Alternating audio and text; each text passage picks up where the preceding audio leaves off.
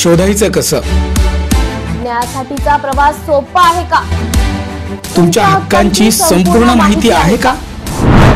कायद्याचे गूढ उलगडणार, सत्य समजावून सांगणार तज्ञ वकील, महत्त्वाच्या कायद्यांपासून ते गुंतागुंतींच्या प्रकरणांपर्यंत स्पष्ट उत्तर, ठोस मार्गदर्शन, एक व्यासपीठ जिथे प्रत्येक प्रश्नाला मिळेल योग्य उत्तर.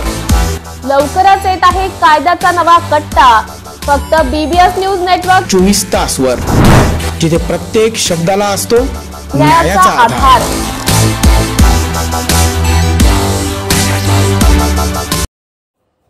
वडनेर दुमाला गावात शुक्रवारी 8 ऑगस्ट रोजी रात्री सुमारे 8 वाजता 4 वर्षीय बालकावर बिबट्याने हल्ला केला. बिबट्याने हल्ला करून बालकाला शेतात ओढून नेले. ग्रामस्थ, पोलीस, वनविभाग अधिकारी यांना मागच्या बाजूला असलेल्या दाराजवळ रक्ताचे डाग आणि मुलाची पॅन्ट मिळून आल्याने रक्त सांडलेल्या दिशेने मुलाचा शोध घेत होते. आयुष किरण भगत, राहणार पिंपळगाव खांब रोड, वडनेर शिवार असं या बालकाचं नाव असून बिबट्यानं हल्ला केल्याच्या घटनेनंतर बालकाचा शोध घेण्यासाठी ग्रामस्थांसह वन विभागाचे पथक तातडीनं शोध मोहीम राबवली. आयुष यांच्या घरी आई वडील आणि 10 वर्षाची बहीण आहे. रात्री 8 वाजता जेवणाची वेळ झाल्यानं वडिलांनी आयुषला चल म्हणून हाक मारली, पण काही प्रतिसाद न आल्यानं त्यांनी शोधाशोध केल्यानंतर परिसरात रक्ताचे डाग दिसल्याने बिबट्या आल्याचं लक्षात येता त्यांनी आरडाओरड केली. रक्षाबंधनाच्या आदल्या दिवशी ही दुर्दैवी घटना घडल्यानं हळहळ व्यक्त करण्यात येते. ड्रोनच्या साहाय्यानं वन विभाग बालकाचा शोध घेण्याचा प्रयत्न करत होते, मात्र रात्री 12 वाजेच्या सुमारास 700 मीटर जवळ असलेल्या उसाच्या मळ्यात दुर्दैवानं आयुषचा मृतदेह आढळून आल्यानं हळहळ व्यक्त करण्यात येत आहे. नाशिक शहर परिसरामध्ये चेहडी, जय भवानी रोड आदी ठिकाणी सुद्धा सातत्यानं बिबट्याचा वावर दिसून येत आहे. अचानक घडलेल्या या घटनेने परिसरामध्ये भीतीचं सावट पसरलं असून ग्रामस्थांनी बिबट्याच्या वाढत्या वावरावर नियंत्रण आणण्याची मागणी केली आहे. उपनगर पोलीस ठाण्याचे वरिष्ठ पोलीस निरीक्षक जयंत शिरसाट आणि कर्मचारी तसेच पोलिसांचे श्वान पथकानं बालकाचा स्थानिक लोकप्रतिनिधी, गावकरी, वन विभाग यांच्यासह शोध घेतलाय. मांजरपाडा प्रकल्पाच्या माध्यमातून पाणी दरसवाडी धरणात प्रवाही झालेले असून हे पाणी दरसवाडी डोंगरगाव पोहोच कालव्याच्या माध्यमातून डोंगरगावकडे सोडण्यात आले आहे. या माध्यमातून येवला, चांदवड, दिंडोरी तालुक्यातील सर्व बंधारे भरण्यात येणार आहे. आपण केवळ यावरच थांबणार नाही तर पार गोदावरी प्रकल्पाच्या माध्यमातून अधिक 10.50 TMC पाणी उपलब्ध होणार आहे. यातून नाशिकसह मराठवाड्याला पाणी उपलब्ध होईल अशी माहिती राज्याचे अन्न, नागरी पुरवठा व ग्राहक संरक्षण मंत्री छगन भुजबळ यांनी दिली आहे. म्हणजेच मांजरपाडा पूर्णपणे प्रभावी होण्यासाठी अद्याप काही वर्षाची प्रतीक्षा करावी लागणार आहे. मांजरपाडा हा पथदर्शी प्रकल्प साकारण्यात आलेला आहे. या प्रकल्पाचे पाणी येवल्याच्या शेवटच्या टोकापर्यंत पोहोचवण्यासाठी 263 कोटी रुपये खर्च करून कालव्याचे काँक्रिटीकरण करण्यात आले आहे. या प्रकल्पाच्या अधिकच्या पाण्यासाठी पार गोदावरी प्रकल्प राबवण्यात येत आहे. याचा DPR तयार करण्यात येत आहे. वर्षभरात हे काम पूर्ण होऊन कामाला सुरुवात होईल. या माध्यमातून 10 TMC पाणी उपलब्ध होणार आहे. हे पाणी या कालव्याच्या माध्यमातून नाशिकसह मराठवाड्याला पोहोचवण्यात येणार असल्याचं त्यांनी सांगितलंय. या कामासाठी काही वर्षाचा कालावधी लागला तरी दुष्काळग्रस्त येवला तसेच या कालव्याच्या लाभधारक क्षेत्र कायमस्वरूपी बागायतदार होणार आहे, यात शंका नाही. नाशिक महानगरपालिकेच्या सार्वजनिक आरोग्य विभागाच्या वतीने जाहीर आवाहन. गुइलेन बॅरे सिंड्रोम अर्थात GBS ला घाबरू नका, पण दक्षता घ्या. पाणी उकळून प्या. स्वच्छ आणि ताजे अन्न सेवन करा. शिजलेले व न शिजलेले अन्न एकत्रित ठेवू नका. लक्षात ठेवा, अचानक पायात किंवा हातात कमजोरी किंवा लकवा, चालताना त्रास किंवा अशक्तपणा, बऱ्याच दिवसांपासून डायरिया अशी लक्षणे आढळल्यास त्वरित डॉक्टरांचा सल्ला घ्यावा व तात्काळ उपचार सुरू करावा. सार्वजनिक आरोग्य विभाग, मनपा नाशिक द्वारे जनहितार्थ प्रसारित. दवाखान्याचे बिल ₹26,783 रुपयावरून फक्त 6,000 वर आणलेत, कारण त्या रुग्णाच्या नातेवाईकांनी हा सर्व प्रकार उजेडात आणलाय. किती लूट, काही डॉक्टर किती निर्लज्ज असतात.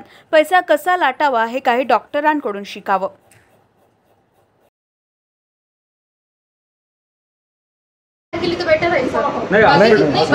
काय होतंय हे? माझी पण एक गोष्ट आहे का, मी नॉर्मल बोलते. बाकीचे पण पेशंट डिस्टर्ब होऊन जातात, बाकी प्रश्न काही नाही. ठीक आहे, इफ यू लाईक आपण बाहेर बोललो तर बेटर आहे. या बाहेर या, काय हरकत नाही. येऊ ना बाहेर, येऊ या मॅडम बाहेर या. चला चलो या या या बाहेर या.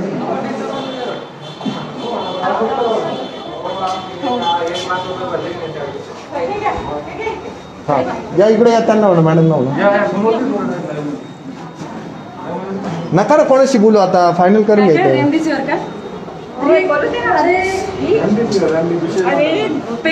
हे होते हां काय झालं पेशंट हां आता परत एकदा आपण नाशिक रोडच्या एका हॉस्पिटलमध्ये आहोत. हां 1 सेकंड. आता यांचं बिल झालंय जवळजवळ 26,782 रुपये अमाऊंट झूम 26,782 रुपये. ही सगळी जी लिस्ट आहे ही मी माझ्या मित्राच्या मेडिकलमध्ये दाखवली तर त्यांचं असं म्हणणं आहे ही लिस्ट पूर्ण टोटल 6,000 ते देत आहे. Same company.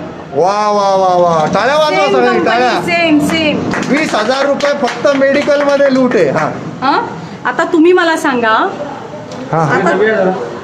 आता तुम्ही मला सांगा 26,000 आणि कुठे आणि 6,000 कुठे म्हणजे 20,000चा घोळ आला की नाही.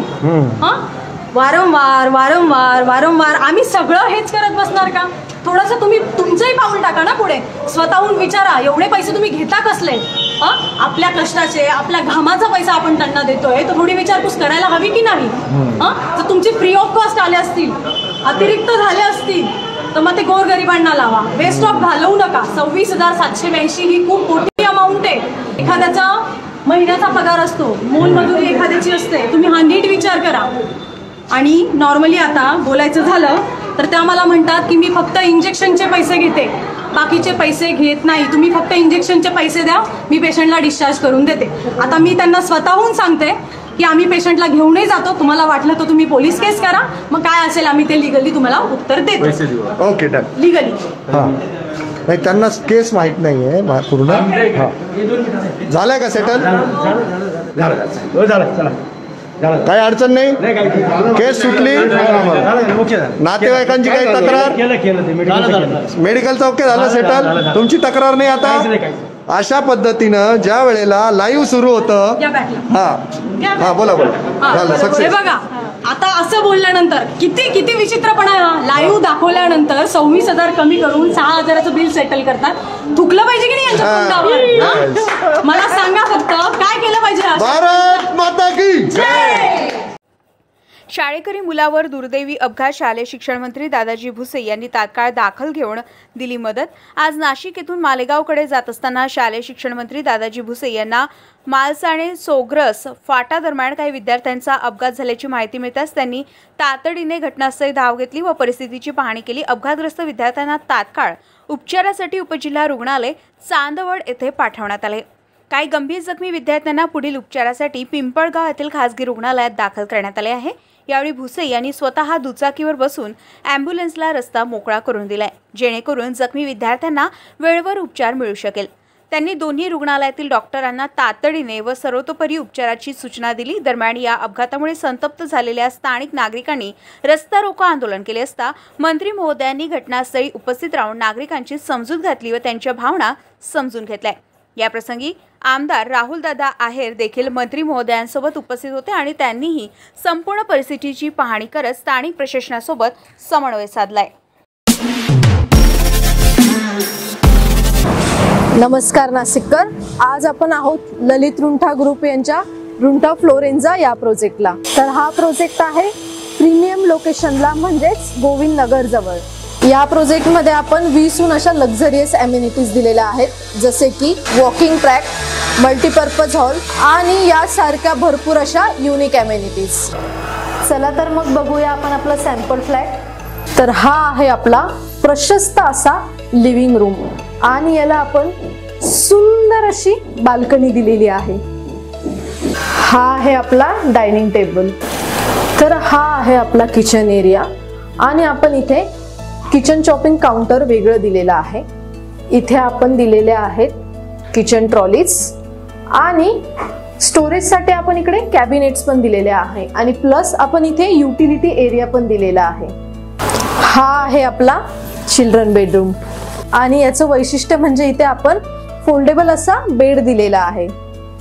इथे आपण दिलेला आहे कॉमन वॉशरूम ज्याला अटॅच आपण मिरर सुद्धा दिलेला आहे. हा आहे आपला मास्टर बेडरूम आणि ज्याला आपण अटॅच टॉयलेट आणि वॉशरूम दिलेला आहे. मग नाशिककर कसा वाटला तुम्हाला आमचं सॅम्पल फ्लॅट? तुम्ही पण येताय ना आमचं सॅम्पल फ्लॅट बघायला? 1 लाख कोटी रुपयाचा खर्च करून राबवण्यात येणाऱ्या पश्चिम वहिनी नदीचे पाणी गोदावरी खोऱ्यात वळवण्याच्या प्रस्तावित योजनेला जलसंपदा मंत्री यांनी 61 कोटी रुपये सविस्तर प्रकल्प अहवाल बनवण्यासाठी मंजूर केले. मात्र प्रकल्पात नाशिक जिल्ह्यातील कायमचा दुष्काळी पट्टा म्हणून ओळखल्या जाणाऱ्या चांदवड आणि येवला तालुके लाभक्षेत्राबाहेर राहतील. कारण पार गोदावरी योजनेमुळे उपलब्ध पाणी उधर्व गोदावरी प्रकल्पांची तूट भरून देण्याचे कोणतेही नियोजन नसल्याने या नदीजोड प्रकल्पामध्ये आमच्यासाठी काय असा प्रश्न पाणी प्रश्नांचे अभ्यासक व जलहक्क संघर्ष समितीचे संयोजक भागवतराव सोनवणे यांनी विचारला आहे.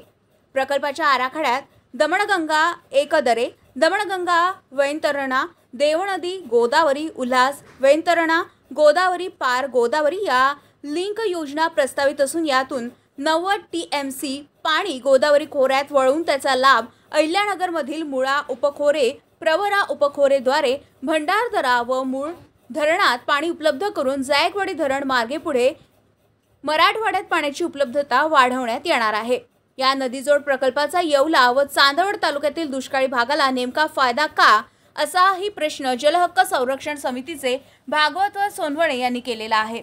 पार तापी नर्मदा हा गुजरातकडे पाणी घेऊन जाणाऱ्या नदीजोड प्रकल्पात सोनवणे यांनी 2014 मध्ये कडाडून विरोध केला होता. ही योजना रद्द होऊन महाराष्ट्रातील पाणी महाराष्ट्रात राहणार असला तरी येवला व चांदवडचा वाटा आधी निश्चित करा, त्याचा सविस्तर प्रकल्प अहवालात समावेश करा अशी सोनवणे यांनी मागणी केली आहे.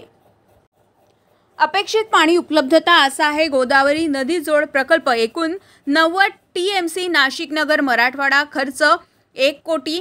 TPR निधी 61 कोटी मंजूर. विद्यमान आराखड्यात ऊर्ध्व गोदावरी प्रकल्पात अतिरिक्त पाणी आणण्याची तरतूद नाही, त्यामुळे चांदवड आणि येवला तालुके कोरडेच राहतील. पार गोदावरी लिंक योजनेतील पार नार खोऱ्यातील 9.76 TMC आणि उपसा सिंचन योजना क्रमांक 3 व 4 मधील 3 TMC पाणी येवला व चांदवडसाठी आरक्षित ठेवावे.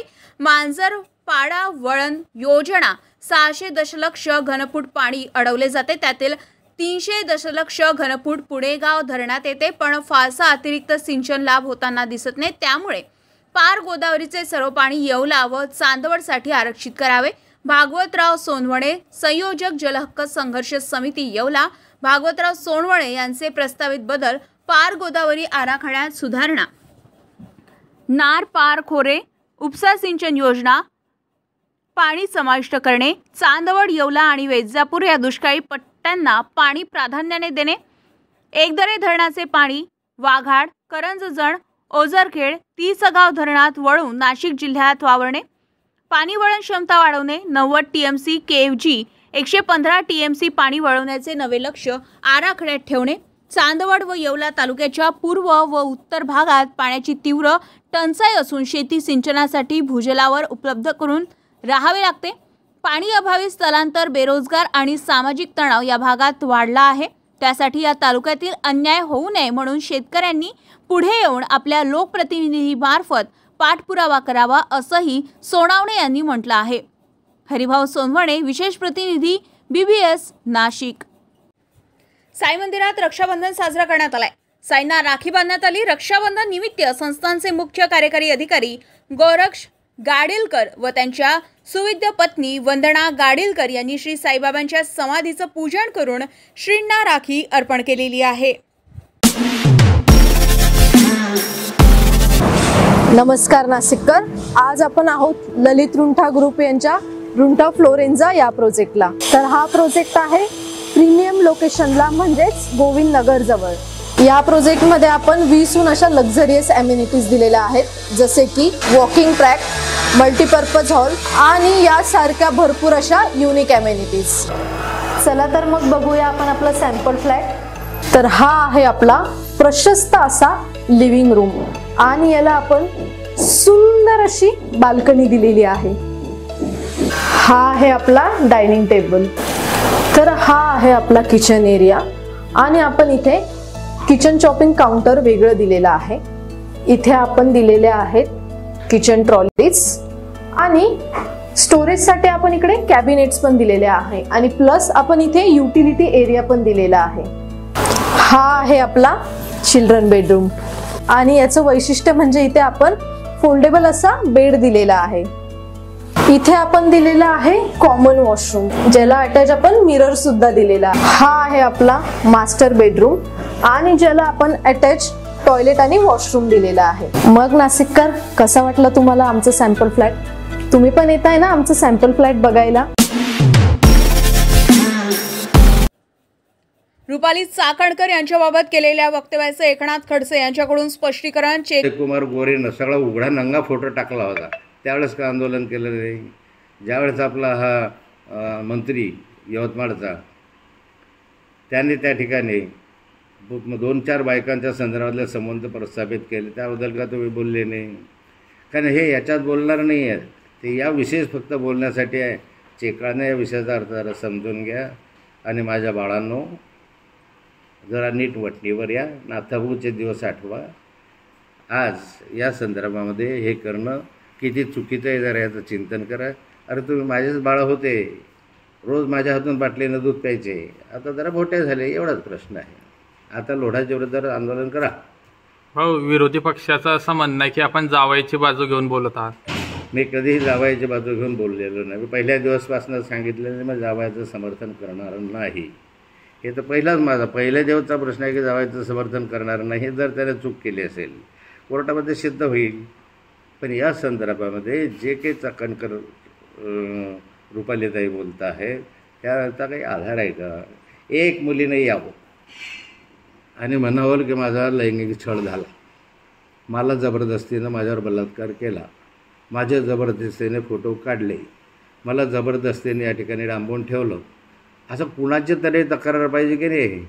मग जर कुणाची तक्रारच नसेल तर त्या ठिकाणी मी काही समर्थन करत नाही. पण कायद्याच्या दृष्टिकोनातनं ते पर्सनल आहे, ते प्रायव्हेट आहे. सहमतीनं जर एखादं झालं असेल तर तुम्ही काय म्हणता? तुम्ही काय सांगू शकता त्याच्यामध्ये? हां, बस जबरदस्ती झालं असेल तर मग ह्या सगळ्या गोष्टी येतात पुढे. आणि हे असेल सहमती असेल की कोणतंही असेल तर हे करणं गैर आहे, समाजाच्या दृष्टिकोनातनं घातक आहे.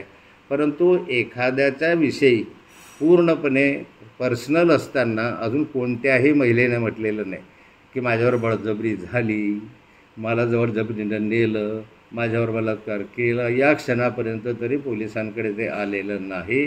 आणि म्हणून वाया रुपालीताई या माध्यमातून हे वारंवार काढतात. माझा काय संबंध आहे? आता जावयाचं नाव नेहमी काढतात, नाथाभाऊचा जावई आहे, जावई खरी आहे. पण का मी जावयाला सांगितलं की असं कर? रोहिणीताईने त्याला सांगितलं असं कर? मग उगाच रोहिणीताई किंवा जावई हे काय तुमच्या जावई घरात काय करतं? तुमचा मुलगा घराच्या बाहेर गेल्यानंतर काय करतो हे तुम्हाला समजतं का? दारू पितो का, रंडीबाजी करतो का, ड्रग घेतो? बाहेर गेल्यावर कोण काय करतो हा त्याचा पर्सनल प्रश्न आहे. काय आम्ही सांगत नाही त्याला बाबा रे तू असं ड्रग घे बरं, पोरींना बोलवून असं करायचं, हे काय नाथाभाऊनं शिकवलेलं नाही आहे. मग उगाच राजकीय कारणासाठी नाथाभाऊला बदनाम करण्यासाठी आणि या ठिकाणी नाथाभाऊचं या हनी ट्रॅपमधून तो लक्ष विचलित करण्यासाठी चाललं आहे. लोढाविषयी काढा ना प्रेस कॉन्फरन्स, नाशिकच्या याच्याविषयी काढा ना प्रेस कॉन्फरन्स. लोढाच्या अनेक शिडी, गिरीश महाजनच्या अनेक शिडी लोढाकडे आहे असं त्याचं म्हणणं आहे. मग त्याचं म्हणणं आहे तर त्या लोढाला बुट मारा ना, असं म्हणणं आहे तर गिरीश महाजनला जोडे मारा, तो लोढा म्हणतो म्हणून. ते करायची हिंमत आहे का तुमच्यात? फक्त तिकडून आलं ना अर्धा हळकंडान पिळून. मला तर एका भाजपच्या पदाधिकाऱ्यांनी विचारलं राहायच्या कारण कशासाठी केलं रे आंदोलन? म्हणे भाऊ मला काही माहीत, चांगला पदाधिकारीवर तो म्हणे मला अजून काही माहीत नाही, भाऊ भरून आदेशाला केलं. अरे काय माणसं आहे तुम्ही, तुम्हाला मी मोठं केलं. दुःख वाटतं की या जैरी पिल्लावळ जी आहे या विषारी पिल्लांना मी मोठं केल्याचं मला दुःख वाटतं. जळगाव जिल्ह्यातील पाचोरा येथे आज भारतीय जनता पार्टी पाचोरा मंडळाच्या वतीनं छत्रपती शिवाजी महाराज चौक पाचोरा येथे खडसे यांच्या भूमिकेचा तीव्र निषेध करण्यात आलाय. महिला आयोगाच्या अध्यक्षा रुपाली चाकणकर यांनी केलेल्या गंभीर खुलास्यानंतरही माजी मंत्री आमदार एकनाथ खडसे यांनी आपल्या जावयाचं समर्थन करत महिलांच्या अस्मितेचा अपमान केलाय. हे वर्तन निंदनीय, लज्जास्पद आणि काळीमा फासणारे आहे. महिलांचं लैंगिक शोषण करून अत्याचार करणारा एकनाथ खडसे यांचा जावई डॉक्टर प्रांजल खेवलकर यांच्या या घाणेरड्या कृत्याबद्दल माजी मंत्री आमदार एकनाथराव खडसे यांनी त्यांची पाठराखण केली. त्या निषेधार्थ आमदार एकनाथ खडसे यांच्या प्रतिमेस जोडे मारून निषेध करण्यात आलाय.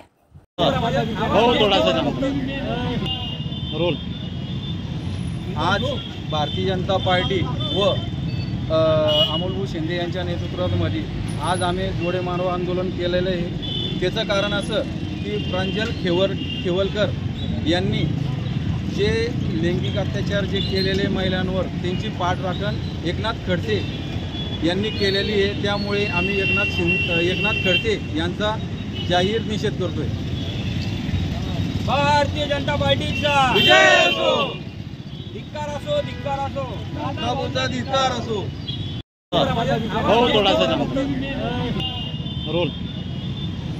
आज भारतीय जनता पार्टी व अमोलभाऊ शिंदे यांच्या नेतृत्वामध्ये आज आम्ही जोडे मानव आंदोलन केलेलं आहे। त्याचं कारण असं की प्रांजल खेवलकर यांनी जे लैंगिक अत्याचार जे केलेले महिलांवर त्यांची पाठराखण एकनाथ खडसे यांनी केलेली आहे। त्यामुळे आम्ही एकनाथ खडसे यांचा जाहीर निषेध करतोय।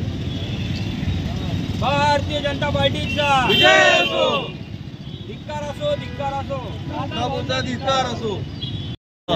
नाशिककरांसाठी जाहीर आवाहन। पावसाळ्यात अतिसार, गॅस्ट्रो, कॉलरा यांसारखे दूषित पाण्यामुळे होणारे आजार होऊ नयेत म्हणून उघड्यावरील अन्नपदार्थ व कापलेली फळे खाऊ नका। पिण्याचे पाणी गाळून 10 मिनिटे उकळून प्या। जेवणापूर्वी व बाळास भरवण्यापूर्वी हात स्वच्छ धुवा। ताक, शहाळ्याचे पाणी, डाळीचे पाणी भरपूर प्रमाणात प्या आणि ताज्या अन्नपदार्थांचे सेवन करा। रोगाची लागण झाल्यास त्वरित डॉक्टरांचा सल्ला घ्या। स्वच्छता पाळा, रोग टाळा। सार्वजनिक आरोग्य विभाग मनपा नाशिक द्वारे जनहितार्थ प्रसारित। नाशिककरांसाठी जाहीर आवाहन। पावसाळ्यात अतिसार, गॅस्ट्रो, कॉलरा यांसारखे दूषित पाण्यामुळे होणारे आजार होऊ नयेत म्हणून उघड्यावरील अन्नपदार्थ व कापलेली फळे खाऊ नका। पिण्याचे पाणी गाळून 10 मिनिटे उकळून प्या। जेवणापूर्वी व बाळास भरवण्यापूर्वी हात स्वच्छ धुवा। ताक, शहाळ्याचे पाणी, डाळीचे पाणी भरपूर प्रमाणात प्या आणि ताज्या अन्नपदार्थांचे सेवन करा। रोगाची लागण झाल्यास त्वरित डॉक्टरांचा सल्ला घ्या। स्वच्छता पाळा, रोग टाळा। सार्वजनिक आरोग्य विभाग मनपा नाशिक द्वारे जनहितार्थ प्रसारित। गोंदिया जिल्ह्यात सध्या खरीप हंगामाची धान पिकाची लागवड सुरू असून शेतकरी मोठ्या प्रमाणात खत खरेदी करत आहे। अनेक कृषी केंद्र चालक यांचा फायदा घेत जास्त दराने खताची विक्री करतात। यासाठी गोंदिया जिल्हा कृषी अधीक्षक कार्यालयाच्या वतीने भरारी पथक नेमण्यात आली होती। त्यांनी कृषी केंद्राची तपासणी केली असता अनियमितता आढळून आल्याने 2 कृषी केंद्रांचे परवाने रद्द केले आहेत, तर 25 कृषी केंद्राचे परवाने निलंबित करण्यात आले असून 7 कृषी केंद्र चालकांना सक्त ताकीद देण्यात आली आहे। ऑगस्ट महिन्यात आतापर्यंत ही कारवाई करण्यात आली। तर कृषी केंद्र चालक जास्त दराने खताची विक्री करत असतील तर शेतकऱ्यांनी कृषी अधीक्षक कार्यालयात येऊन तक्रार द्यावी असं आवाहन गोंदिया जिल्हा कृषी अधीक्षक निलेश कानवडे यांनी केले आहे। पावसाळ्यात अतिसार, गॅस्ट्रो, कॉलरा यांसारखे दूषित पाण्यामुळे होणारे आजार होऊ नयेत म्हणून उघड्यावरील अन्नपदार्थ व कापलेली फळे खाऊ नका। पिण्याचे पाणी। गोंदिया जिल्ह्यात श्रीकृष्ण जन्माष्टमी मोठ्या उत्साहात साजरी केली जाते। आता एक आठवडा श्रीकृष्ण जन्माष्टमीला असून त्यानिमित्त गोंदिया जिल्ह्यातील मूर्तिकार हे भगवान श्रीकृष्ण यांच्या मूर्ती बनवण्यात व्यस्त असल्याचं दिसून येत आहे। सध्या मूर्तिकारांवर महागाईची झड पोहोचत असून यावर्षी गेल्या वर्षीच्या तुलनेत मजुरीचे दर, रंगाचे दर आणि मातीचे दर वाढल्यामुळे घरगुती लहान मूर्तीचे दर 350 ते 400 रुपयापर्यंत भाव वाढ करण्यात आली। अनेक ठिकाणी आता भगवान श्रीकृष्णांच्या आकर्षक मूर्ती बनवण्यात मूर्तिकार व्यस्त असल्याचं दिसून तारीख आहे 16/8/2025 आता आम्ही चालू केला आजपासून, तरी आम्हाला 10 दिवस ते लागते। दिवस रात्री एक करावं लागते आम्हाला। एकच नाही तर आम्ही मजूर लोक पालतो, त्याची रोजी वगैरे घेतो ते पेंटिंग पूर्ण करतो। आता आम्हाला तरी हे ऊन वगैरे नाही लागली तर आम्हाला हे हीटरची गरज असते। त्याप्रमाणे आम्ही तो गरम करतो, त्याला वारवतो आणि मग पेंटिंग वगैरे चालू करतो। पेंटिंगला ते दर तर 10-20 रुपयानं दरवर्षी वाढवतो आम्ही। यावर्षी म्हणजे जसं पेंटिंगचे दर वाढले तर आमची तरी 50-60 रुपये असे वाढतात। तसे याचे खाजगी म्हणजे जसे हे लेबर गेले बोलवतो त्याला मग अशी रोजी द्यावं लागते आम्हाला। ते पण ते 300, 350, 400 रुपयाचे घेतात। त्याप्रमाणे मग आम्ही एका मूर्तीचे किंमत काढतो। गेल्या वर्षी आम्ही दिला 300 रुपयाला, यावर्षी 300-350